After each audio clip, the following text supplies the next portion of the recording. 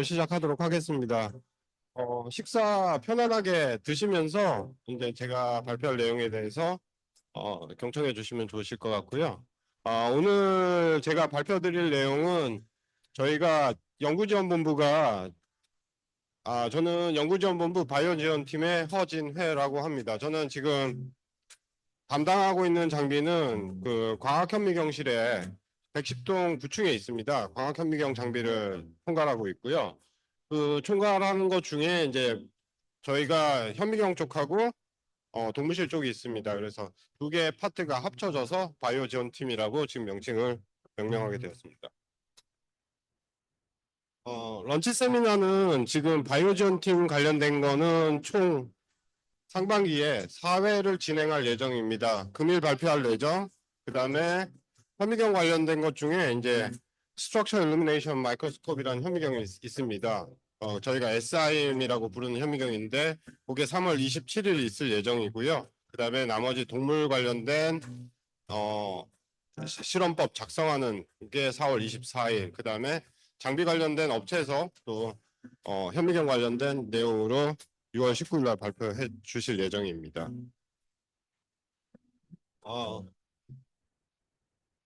뭐 이거 궁금하시진 않겠지만은 이게 원래 저기 연구지원본부 조직도입니다. 조직도 중에 여러 가지 파트가 있는데요. 그 파트 중에 보시면은 이제 현미경실하고 동물실 두 개 파트가 있었어요. 이 두 개 실이 이제 합쳐져서 바이오 지원팀이 되었고요. 지금은 바이오 지원팀 자체는 분석하는 부분이 주로 이제 동물실 관련된 거는 사육 관리 해주고요. 그 사육 관리된 내용을 기술 지원해주는 부분. 이게 동물실 파트고요.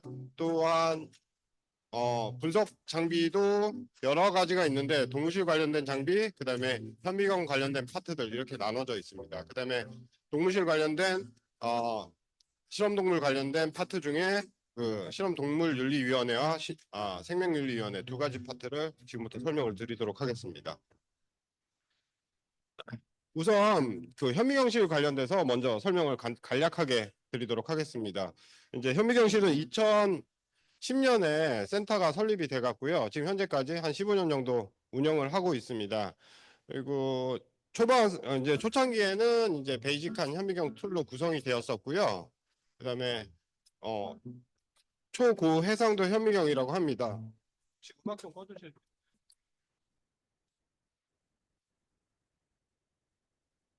죄송합니다. 저기 음악이 계속 나와서 제가 헷갈려 갖고 음악을 좀 꺼달라고 부탁드렸습니다.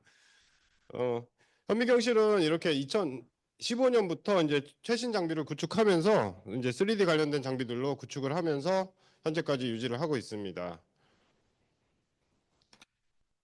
또 포인터가 안 되네요. 어, 그 이미징 파트 중에 이제 저희 이제 현미경이나 이제 나머지 실험 관련된 부분들을 사용하시려면은 일단 교육을 받으셔야지 사용이 가능하시거든요. 그 교육 관련된 내용인데 일단은 총 두 가지 방법으로 신청을 하실 수가 있어요. 첫 번째 방법은 나는 장비를 오랫동안 배우고 싶지 않고 잠깐 촬영할 거기 때문에 그냥 요청해서 담당자 선생님께 요청해서 직접 찍어 달라 하는 방법이 있고요. 나머지는 저희한테 교육을 직접 이수를 하셔갖고 이수한 이후에 장비를 실제 본인이 운영하는 방법이 있습니다. 크게 두 가지 방법이 있는데요. 그 방법 중에 이제 셀프 유저 교육을 받으시는 분들 중에서도 이제 저희는 이제 두 가지 코스로 나눴습니다. 이게 정기 교육하고 그다음에 특별한 그 어플리케이션을 위해서 요청하는 교육이 있습니다. 그 두 가지 교육으로 나누는데 이제 정기 교육은 올해부터는 매주 모든 장비에 대해서 시행을 하게 되어 있습니다. 그래서 그 스케줄표가 바로 뒤에 보여드릴 예정이고요.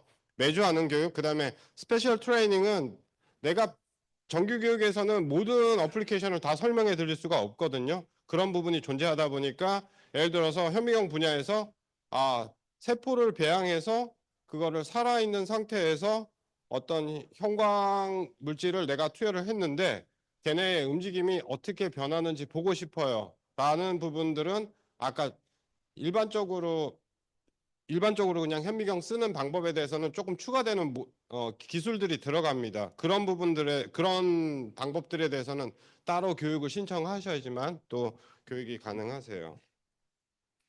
그래서 아까 앞에서 설명드렸던 이제 이게 주간 일정표예요.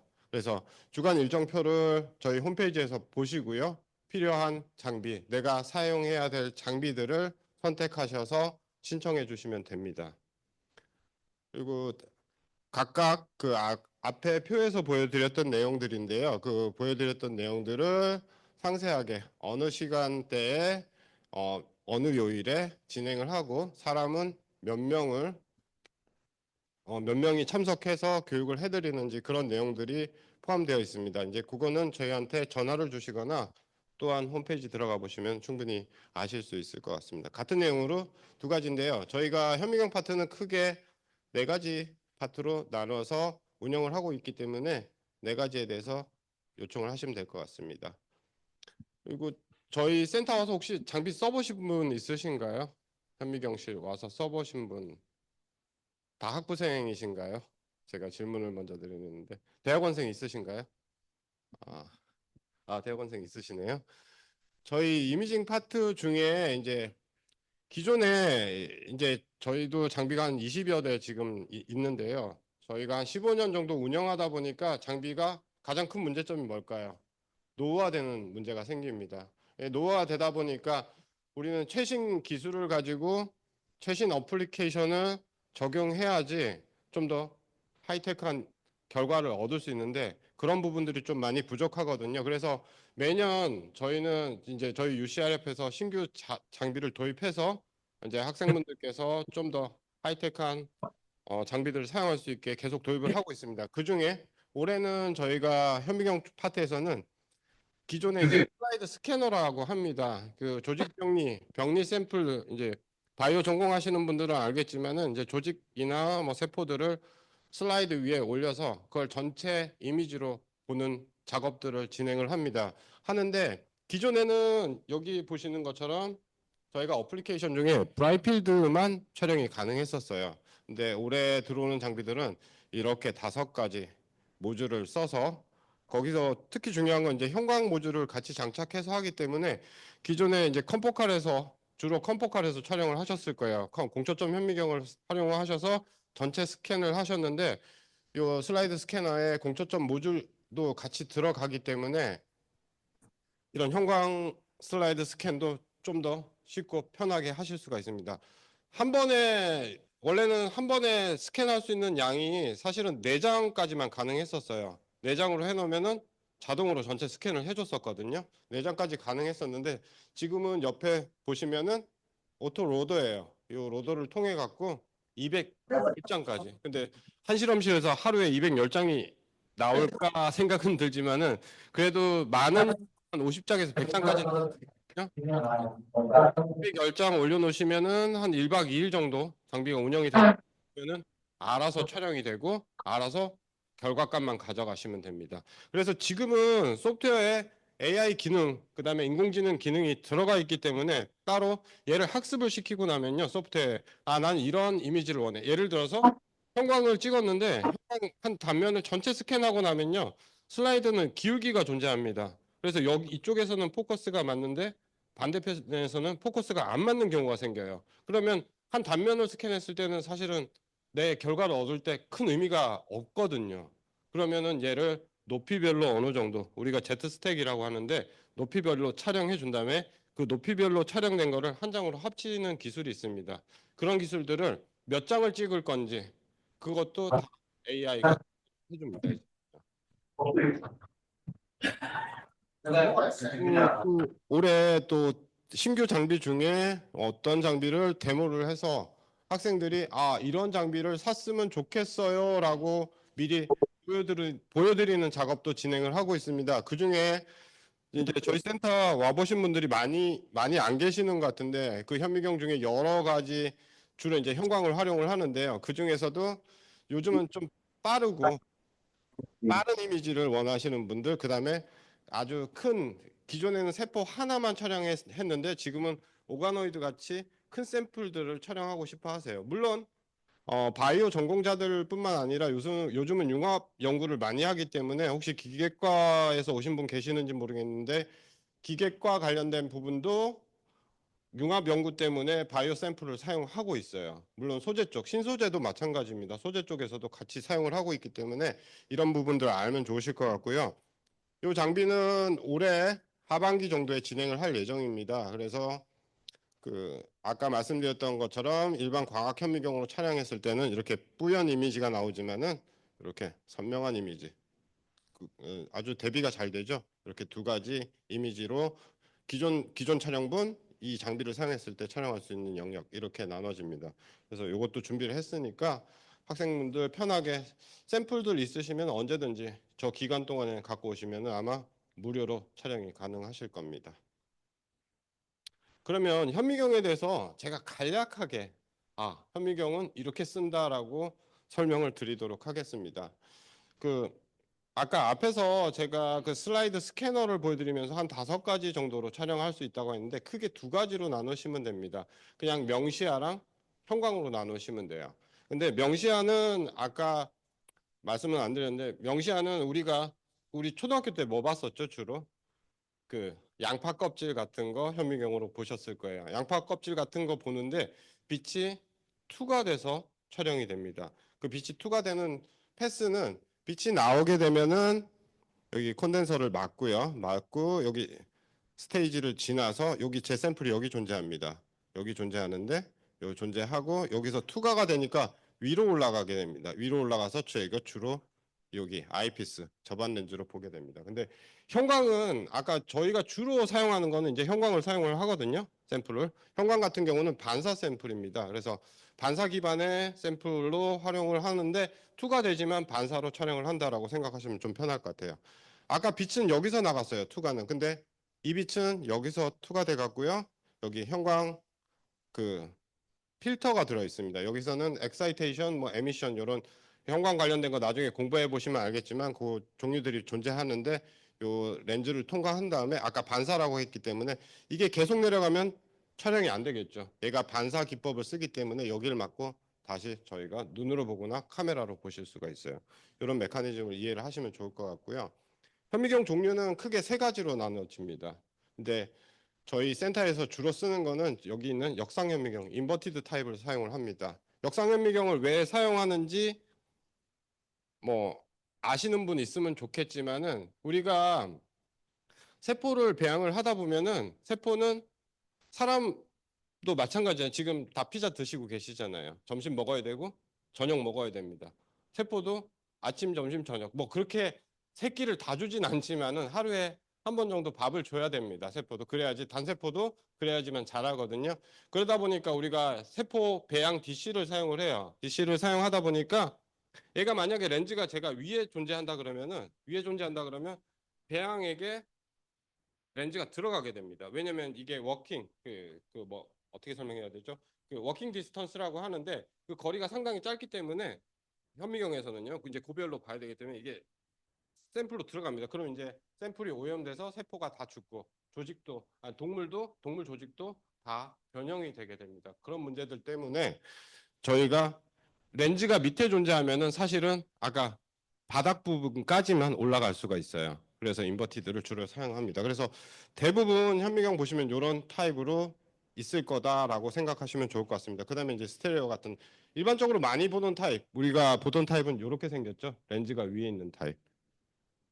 그리고 현미경을 또 관찰하다 보면은 나는 세포에 어디까지 보고 싶어 라고 하는 부분들이 좀 존재합니다. 나는 그냥 세포 큰 거 하나만 보면 돼. 난 조직의 일부분만 전체 면적을 보고 싶어.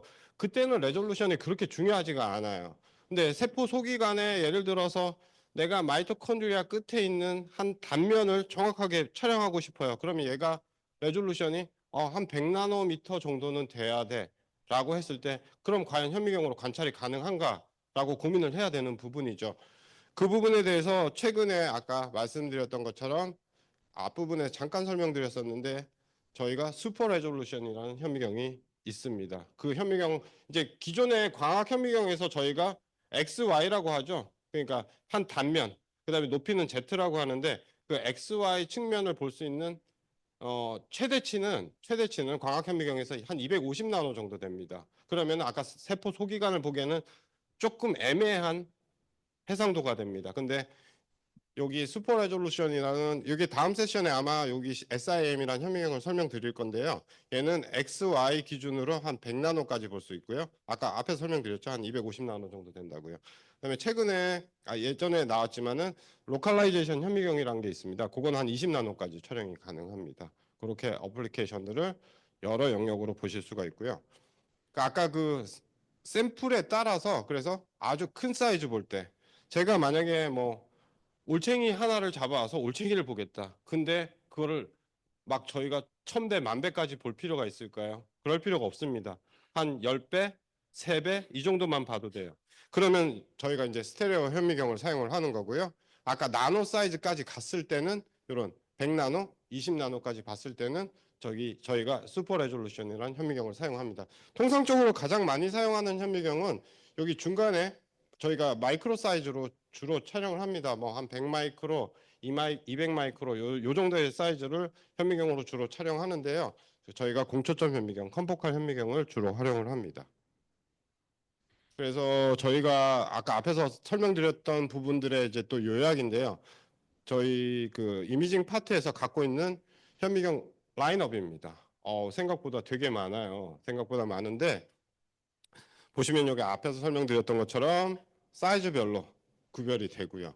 그 다음에 세포나 조직이 아주 두꺼운 상태에서는 사실 빛에 대한 투과도가 상당히 낮습니다. 제가 학생들한테 설명을 드리는데 제 손바닥에 포인트로 쏘고 나면은 얘가 빛이 뒤쪽으로 투과가 안 됩니다. 왜냐면 제 손바닥에 지방질 뭐 이런 게 지방 같은 조직들이 많기 때문에 빛이 투과가 안 돼요. 그래서 빛이 나갈 수 있는 저희가 주로 빛을 활용하다 보니까 빛이 나갈 수 있는 거리의 한계가 상당히 짧습니다. 생각보다. 그래서 사용하는 현미경이 저희가 투포턴이라는 현미경을 사용하기도 합니다. 그리고 최근에는 여기 보시면은 티슈 클리어링이라는 메서드를 또 사용을 해요. 저거는 뭐냐면은 이게 마우스 브레인입니다. 브레인을 뺐는데 여기 뒤에 글자가 안 보이시죠? 안 보이는데 여기 조직 투명화라고 합니다. 조직에 아까 얘기했던 지방 같은 그런 개체를 빼내고 다른 걸로 치환시키는 방법인데요. 그렇게 하면은 여기 조직이 있음에도 불구하고 뒤에 글자가 선명하게 봅니다. 빛에 대한 투과도를 높이기 때문에 기존에는 예를 들어서 1mm를 찍고 싶어요. 깊이로. 안 들어갑니다, 빛이. 거기까지. 안 들어가요. 그러나 지금은 이 기법을 활용하기 때문에 미리 단위까지도 충분히 커버가 가능한 상태가 되었습니다. 그런 상식들 알아주시면 좋을 것 같고요. 그다음에 어플리케이션별로 이렇게 다양하게 제가 표를 만들어 놨습니다. 그래서 궁금하신 거 있으시면은 저거 하나하나 지금 설명드리면 좋은데 프랍이라는 기법이 뭘까요? 라고 했을 때 저한테 물어보시면 지금 한 30분 설명해야 돼요. 저기 예를 들어서 뭐 프렛이 뭘까요? 라고 하면 저 어플리케이션 하나 가지고 30분에서 1시간 저는 토론할 수가 있습니다. 그런 기법들이 있는데 논문 찾아보시다 보면 내가 전혀 모르는 내용이 있을 거예요. 이게 뭐지? 라고 하면은 그때는 어떻게 하셔야 될까요? 저를 찾아오시면 됩니다.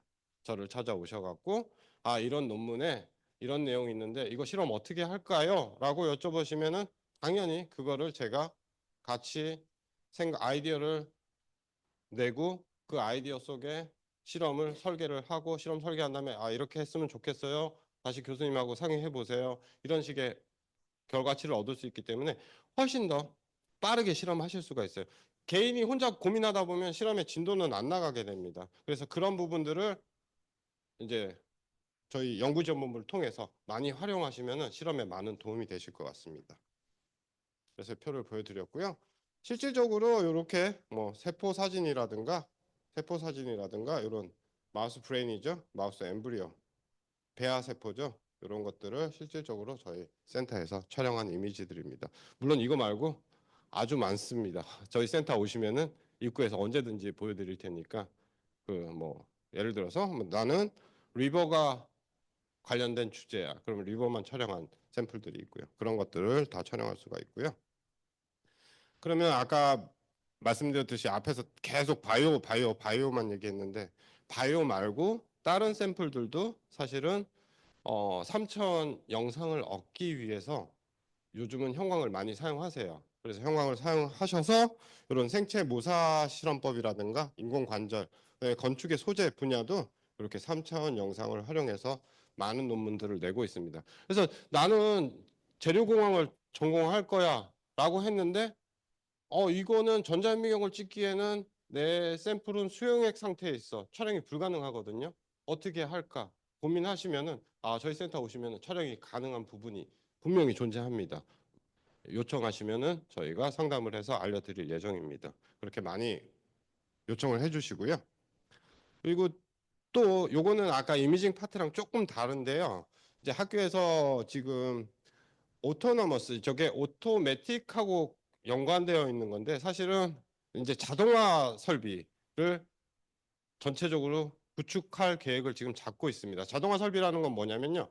아까 앞에서 세포를 배양을 해야 돼요. 그럼 사람 손 하나하나 써서 세포 DC에 배양해 넣어주고 그 세포가 자라는 인큐베이터에 집어넣었다가 뺐다가 그 세포 수가 작으니까 그거를 개대 배양해서 늘리고 그걸 일일이 다 하거든요. 지금은 이제는 로봇이 할 예정입니다. 로봇과 AI가 할 예정입니다. 그거를 다 자동화 시키는데요. 이런 그 일반적인 세포 배양 기술 여기 윗부분에 있죠. 이런 기법들, 세포 배양하는 기법뿐만 아니라 여기 이미징 툴, 그다음에 형광 발광된 그 흑광량을 측정하는 장비, 물성 장비라고 하죠. 그런 장비들을 요 로봇이 다 이동하면서 촬영을 하는 배양을 하고 촬영을 하는 시대가 도래를 합니다.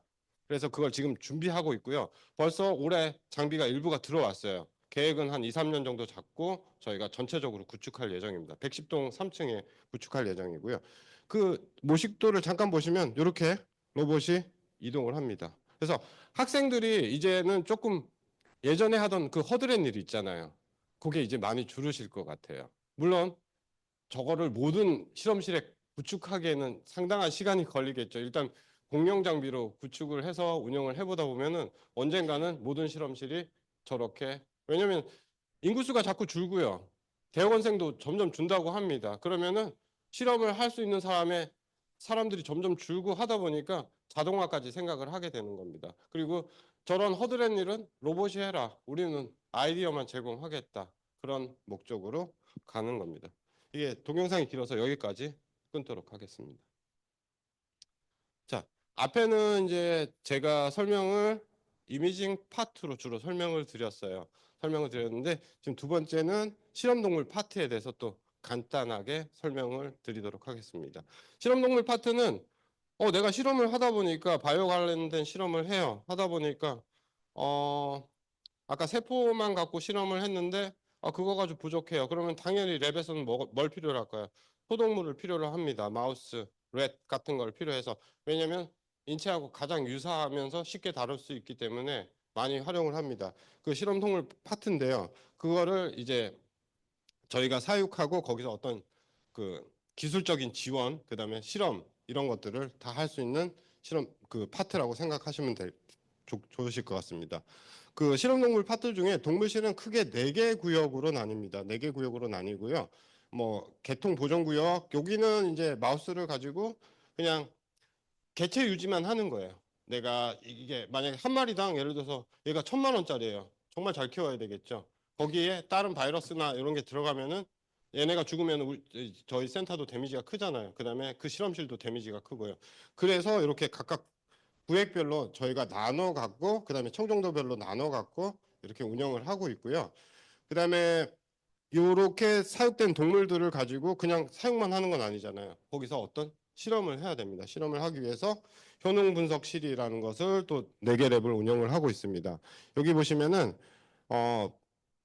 요거 블루죠. 파란색하고 검은색으로 분리해 놨는데 이 검은색 부분 행동 분석실하고 영상 분석실은 지하에 같이 존재하고요. 여기 조직병리실 그다음에 동물 해부하거나 조직을 적출하거나 이런 부분은 실습실 같은 경우는 그 동물실 1층 103동 1층에 105동 1층에 있습니다. 그래서 두 개, 1층하고 지하를 같이 쓴다라고 생각하시면 좋으실 것 같습니다. 여기 일반 세포 배양실 같은 경우도 1층에 있습니다. 그래서 뒤에서 보시면은 여기 바로 앞에 있습니다. 길 건너시면은 그 스템셀 센터, 스템셀 리서치 센터라고 되어 있을 거예요. 그 빌딩 1층하고 지하에 있습니다. 그래서 거기로 가시면 되고요. 거기 보시면 아까 설명드렸던 1층에 존재하는 실험실, 그다음에 지하에 있는 각각의 사육 관련된 시설들이 구획이 정확하게 나뉘어서 잘 유지되고 있다라고 생각하시면 좋으실 것 같습니다. 그렇게 실험들을 하고 있고요. 그리고 실험 동물 파트에서는 크게 두 가지로 나눠서 일을 하고 있어요. 사육 관련된 사육 관리하는 파트가 있고요. 그다음에 기술 지원하는 파트가 있습니다. 물론 사육 관리는 케이지를 청정하게 유지하고 그다음에 사용자 교육 같은 것들을 하고요. 그다음에 기술 지원은 아까 찍었던 거를 예를 들어 기술 지원 분야는 내가 마우스를 변형을 해야 돼요. 그냥 일반적인 마우스를 안 쓸 거예요. 그럼 변형 마우스를 쓸 때 어떻게 변형할 건지 그런 거는 기술적인 부분이 필요합니다. 그래서 그런 기술적인 부분, 그다음에 마우스 한 마리 썼을 때 내가 복강에다 어떤 샘플을 집어넣어야 돼요. 그런 테크닉들 사실 처음 오시면 모르시잖아요. 그런 것들을 지원해 준다라고 생각하시면. 그다음에 제가 암에 걸렸어요. 예를 들어서 암에 걸린 샘플을 만들고 싶어요. 그런 질환 모델도 제작을 하고 있습니다. 그래서 그런 기술 지원 파트도 같이 운영하고 있다라고 생각하시면 좋을 것 같아요. 무조건 사육만 하는 곳은 아닙니다. 사육해서 거기서 어떤 실험을 해서 똑같습니다. 결과치를 얻어내는 곳입니다. 그래서 많이 문의를 하셔야 좋을 것 같고요. 이런 기술들을 활용해서 각각의 장비들이 있습니다. 저기 인비보 이미징 시스템이라든가 행동 분석 장비, 그다음에 조직 병리 등도 저희 실험동물 파트에서 같이 지원을 하고 있습니다. 그래서 아까 저기 이미징 파트는 조그만하게 사진 두 개 살짝 지나갔는데 여기 실험동물 파트에서는 이렇게 크게 사진을 준비해 주셨는데요. 5분이서 지금 사육 지원을 해주시고 계십니다. 각각 구역별로 지금 나눠놨는데요. 혹시 이 파일이 공유가 되는지 모르겠는데 일단은 실험동물 파트 그 바이오 지원팀에 가셔갖고 나는 이런 마우스를 키울 거예요 라고 여쭤보시면은 충분히 설명을 해 주실 겁니다. 각각의 파트들로 나눠져 있고요. 그다음에 기술 지원 부분은 아까 우리 저기 박수아 선생님께서 여기 영상 관련된 장비들을 주로 담당하고 계십니다. 그래서 아까 영상은 뭐고 지금 영상은 뭐냐? 이게 조금 다릅니다. 아까 영상은 세포나 그 쥐를 물론 그 이미징 센터에서도 뭐 쥐를 살아있는 상태에 갖고 와서 실험을 하기도 하는데 전문적인 동물 실험을 하는 장비들이라고 이미징 장비라고 생각하시면 좋을 것 같습니다. 그 장비들은 뭐 MRI부터 해서요. 아까 엑스레이, 그다음에 마이크로 CT 이런 장비들이 있습니다. 그래서 잘 보시면 도움이 될 것 같고요. 올해는 이 마이크로 CT가 노후화돼 갖고 새로 구비할 예정입니다. 그래서 많은 활용을 해주시면 좋을 것 같습니다. 그리고 아까 앞에서 설명드렸듯이 장비뿐만 아니라 형질 전환 이런 것들도 필요하거든요. 그거는 이제 김일신 선생님께서 담당을 해주시고요. 박경수 선생님께서는 여기 아까 기본적인 그 사육 동물을 컨트롤할 수 있는 기법들을 소개를 해주십니다. 다양한 기법들은 아래 자세하게 설명되어 있는데 그거는 패스하도록 하겠습니다. 그리고 조직병리 쪽으로는 최유지 선생님 담당해 주시고요. 아까 또 동물 가지고 행동 분석을 하셔야 되는데 그거는 황수현 선생님께서 담당을 해 주시고 계십니다. 그리고 기술 교육하고 장비 교육도요. 이것도 똑같습니다. 아까 앞에 제가 이미징 파트에서 보여드렸던 것처럼 매주 합니다. 그래서 홈페이지 들어가시거나 문의를 하시면은 나 이런 실험을 하고 싶은데 라고 하시면은 매주 있기 때문에 매주 교육받고 실질적으로 실험을 하시면 될 것 같습니다. 이렇게 두 개 나눠져 있고요. 아까 그거에 대한 또 자세한 인원수라든가 시간, 그 다음에 요일 이런 것들을 상세하게 표기를 해놨습니다. 담당 선생님도 표기를 해놨고요. 그리고 실험동물 파트 같은 경우는 또 이게 출입 권한이 있어야지만 들어가실 수가 있어요. 그냥 내가 쥐가 궁금해서 오늘 한번 들어가 볼까? 불가능합니다. 그래서 그거 억세스하는 교육을 또 따로 받으셔야 됩니다. 그냥 막 들어갈 수 있는 곳이 아니에요. 그리고 그 허가를 받으셔야지만 들어갈 수 있는데 각각 그 매달 저희가 교육 지원하는 기관, 그다음에 온라인 교육을 받고 그다음에 출입자 안전 교육 기관이 존재를 합니다. 날짜를 잘 보시고 그 기간에 맞춰서 교육 받으시고 동무실 활용을 잘 하시면 좋을 것 같습니다. 그리고 사육실에서도 나중에 이제 이게 케이지가 나오면은 그게 이제 사실은 얘네도 살아있다 보니까 똥오줌 싸고 많이 먹고 하다 보니까 그 케이지 많이 더러워져요. 우리 세척실 선생님들께서 많은 도움을 드리고, 사실은 세척은 우리 학생분들께서 직접 하시진 않으세요. 진짜 실험만 하시거든요. 그런 지원들이 많이 있으니까 선생님들께 많은 감사를 해주셨으면 좋을 것 같습니다. 이렇게 지원해 주시는 네 분 선생님 계시고요. 그다음에 아까 앞에서는 빠졌는데 저희가 2개 위원회가 있습니다. 우리 저희 이윤진 수의사 선생님 계시고요. 행정총괄하시는 김혜진 선생님 계십니다. 그래서 그런 궁금한 점들 많이 여쭤보시면 될 것 같고요. 동물 실험 관련된 윤리위원회는 크게 2가지로 나뉩니다. IACUC 그다음에 IRB 2개로 나뉘는데, IACUC는 실험 동물 관련된 거, 그다음에 IRB는 인체 관련된 실험 기법들을 활용하실 때 2개 위원회를 거치셔야 됩니다. 그거는 알고 계셔야 될 것 같고요. 그다음에 좀 오래됐지만은 저희가 또 최우수 기관으로 선정이 되었었습니다. 그래서 마음 편하게, 저희가 실험을 얼마나 잘하면은 최우수 기관으로 선정이 되겠습니까? 그래서 마음 편하게 오셔서 실험 의뢰하시고 사육하시고 하시면 좋으실 것 같습니다. 그리고 동물들이 1년에 한 2만 두 정도 죽어나간다고 합니다. 얘네들 가서 실제로 보면 좀 불쌍하잖아요. 사실은 계속 죽어나가니까. 그래서 저희가 매년 한 번씩 11월에 수원제를 열어서 쟤네들의 영혼을 달래주기 합니다. 이것도 많이 참석해 주셔갖고 같이 영혼들을 달래주시기 바랍니다. 그리고 연구지원본부 장비를 전체적으로 이용하셨을 때는 논문에 이렇게 사설을 넣어주시면 감사드리겠습니다. 그래서 이런 문구 저희가 같이 지원해드렸으니까 논문 나가실 때는 꼭 이런 문구 같이 넣어주셔서 저희가 같이 일했다라는 걸 좀 표현해 주셨으면 좋겠습니다. 제 발표는 여기까지입니다.